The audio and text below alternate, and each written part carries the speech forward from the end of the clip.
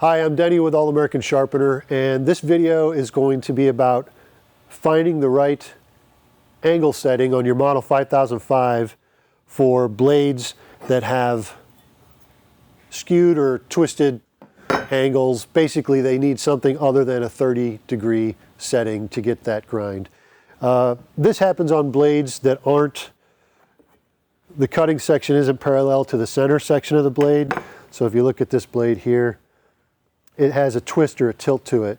We have other videos that go into more detail about what this does and why you need to compensate, but basically it throws the angle of the grind off, so you might not need a 30-degree. On this blade, you definitely won't want a 30-degree setting to get a 30-degree grind because you have to compensate for that.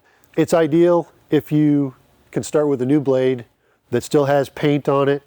This one didn't have paint on it, I just put some Sharpie marker over it, but same principle, because you want to be able to see where you're touching with the grinder as you make your adjustments. And what I tell people is, with a blade like this, you know you're going to need an adjustment. You're better off to start too steep. That way, you might not hit the whole bevel when you first touch it or grind it, and you can work your way back and figure out what the angle needs to be. If you start too shallow, like on this blade, if I started at 30 degrees, I know it needs an adjustment other than that.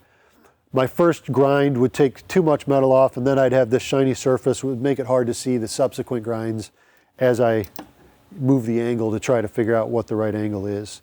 So on this blade, I have an outer section that's going to need 1 degree setting and an inner section that's going to need a different degree setting.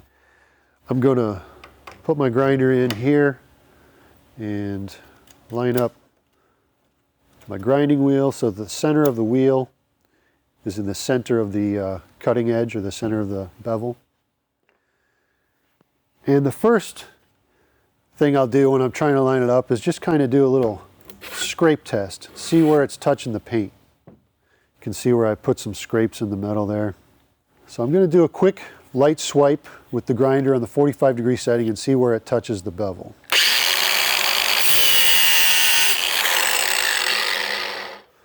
And that looks like it's going to be right on the money. So for this blade, on the outer section, I know I'm going to need a 45-degree setting, so I'll make a note of that. And now I'm going to want to figure out what setting I need for the inner section. A lot of times there's about a 15-degree variance in the outer section and inner section of a blade like this. I'm not going to go a full 15 degrees. I'm just going to start at 35. Have to change my alignment.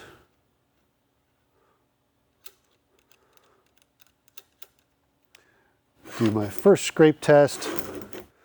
I could tell that this probably isn't going to be quite far enough, but I'm just going to do a light swipe and see where we end up. Okay, right. So on that first swipe, I'm hitting about half of the bevel. The other half the paint hasn't been taken off of it, so I know I need to go further with that setting. So I'm going to take this to 30 degrees, try another swipe.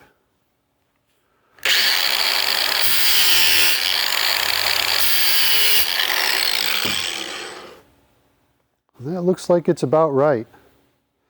Maybe could go a little further if I wanted to. Try 25 degrees.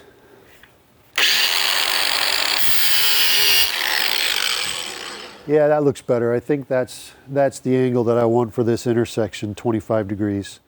So I'll make my notes on this blade, 25 degrees for the intersection, 45 degrees for the outer section.